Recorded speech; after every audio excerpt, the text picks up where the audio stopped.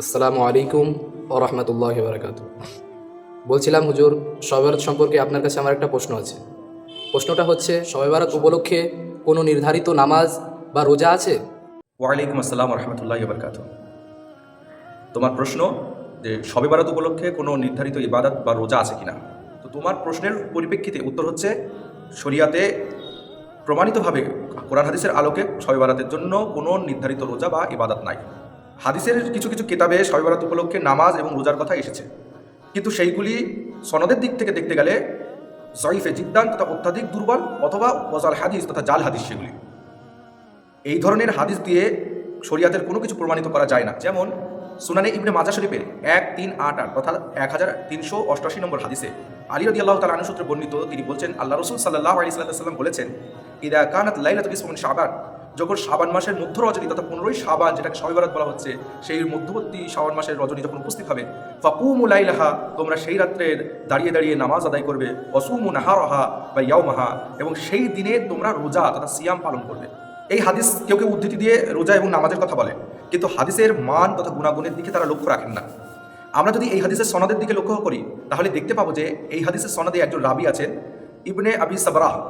এই রাবির ব্যাপারে ইমাম জামালউদ্দিন আল মিজ্জি রহমতুল্লাহ আলাই, তিনি তার তাহজিবুল কামাল ফি আসমা ও রিজাল গ্রন্থে লিখেছেন যে ইমাম ইবনে আদি রহমতুল্লাহ আলাই বলেছেন, এই রাবির ব্যাপারে, কান ইয়াজুল হাদিস, এই রাবি হাদিসে জালিয়াতি করতেন, অর্থাৎ জাল হাদিস তৈরি করতেন।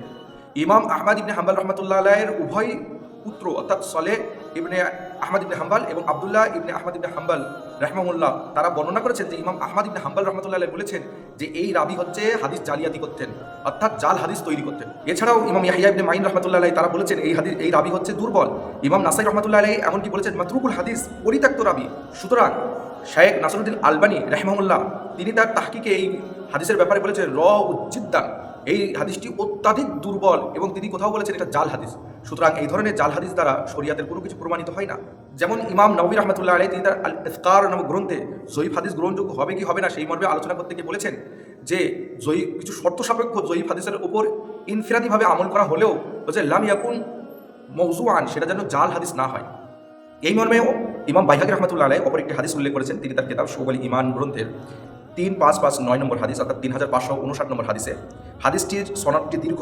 তিনি শেষ প্রান্তে বর্ণনা করেছেন এইভাবে যে আন হাকাম ইবনে উতবা আন ইব্রাহিম কল আলী রাদিয়াল্লাহু তাআলা আনহু, অর্থাৎ সুবিখ্যাত তাবী হযরতে ইব্রাহিম নাখী রাহমাতুল্লাহ আলাইহি বর্ণনা করছেন যে আলী রাদিয়াল্লাহু তাআলা আনহু বলেছেন যে রাসূলুল্লাহ সাল্লাল্লাহু আলাইহি সাল্লাম, আমি আল্লাহ রাসূল সাল্লাল্লাহু আলাইহি সাল্লামকে দেখেছি লাইলাতুল ইসমি মিন শাবান, যে শাবান মাসের মধ্য রজনীতে, কওমা, তিনি ঘুম থেকে উঠলেন, ফাসাল্লা 14 রাকাতান, এবং 14 রাকাত নামাজ পড়লেন, সুম্মা জালাসা বাদাল ফরাগ, এবং তিনি নামাজের পর নামাজ থেকে ফারিগ হয়ে তিনি বসলেন, ফাকরা বিউম্মিল কুরআন 14 মাররা, যে তিনি 14 বার সূরা ফাতিহা পড়লেন, তারপরে কুল হুয়াল্লাহু আহাদ 14 বার পাঠ করলেন, তারপর কুল আউযু বিল ফালাক 14 বার পাঠ করলেন, কুল আউযু বিন নাস 14 বার পাঠ করলেন, এবং হচ্ছে আয়াতুল কুরসি একবার পাঠ করলেন, তারপর ওয়ালাকাদ জাআকুম রাসূলুম মিন আনফুসিকুম, এই আয়াতটি পাঠ করলেন।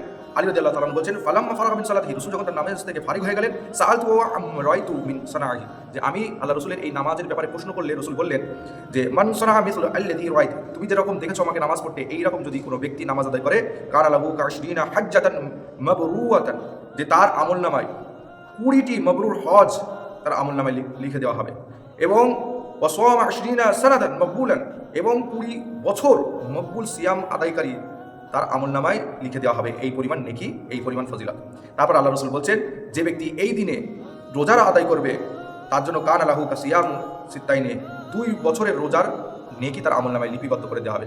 সানাদিন মাজিয়াতান, যে একটা হচ্ছে অতীতকালের, পূর্ববর্তী 1 বছরের, এবং ওয়াসানাদিন মুস্তাকবিলান, এবং ভবিষ্যতের 1 বছরের রোজা তার আমলনামায় লিপিবদ্ধ করে দেওয়া হবে। তাহলে এই হাদিসের আলোকে বোঝা যাচ্ছে লাইলাতুল ইসমি মিন শাবান, অর্থাৎ 15ই শাবান, অর্থাৎ যাকে শবে বরাত বলা হচ্ছে, সেই সময় নামাজ এবং রোজার কথা হাদিসে এসেছে।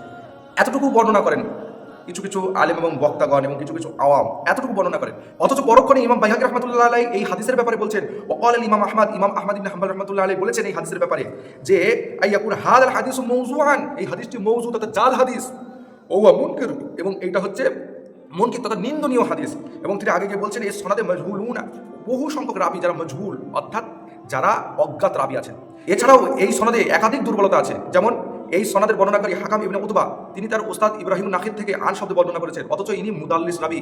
ইমাম ইবনে হাজার আসকালানী রাহমাতুল্লাহ আলাইহি, তিনি তার তাকরিবুত তাহজিব গ্রন্থে এই রাবির ব্যাপারে বলেছেন, রুবামা তাদলিসু, এ কখনো কখনো এই রাবি তাদলিস করতেন হাদিসে, আর এই ধরনের মুদাল্লিস রাবির আন শব্দে বর্ণনাকৃত হাদিস গ্রহণযোগ্য না। এছাড়াও আলী রাদিয়াল্লাহু তাআলা আনহু থেকে এই হাদিসটি বর্ণনাকারীকে ইব্রাহিম নাখি রাহমাতুল্লাহ আলাইহি, হযরতে ইব্রাহিম নাখি রাহমাতুল্লাহ আলাইহি কুফার নিবাসী ছিলেন, তিনি আলী রাদিয়াল্লাহু তাআলার সঙ্গে তার মুলাকাত হয়নি, তিনি আলী রাদিয়াল্লাহু তাআলাকে কোনো হাদিস শ্রবণ করেননি। সুতরাং এখানে কি দেখা যাচ্ছে? ইরসাল দেখা যাচ্ছে, ইরসাল দেখা যাচ্ছে। সুতরাং হাদিসটি একেবারে গ্রহণযোগ্য না, যে কারণে ইমাম বাইহাকী রাহমাতুল্লাহ আলাইহি নিজে এই কিতাবে এই হাদিসটি বর্ণনা করার পরেই লিখছেন যে হাদার হাদিস মৌজুআন, হাদার হাদিস মৌজুআন, এই হাদিসটি হচ্ছে মৌজু তথা জাল হাদিস।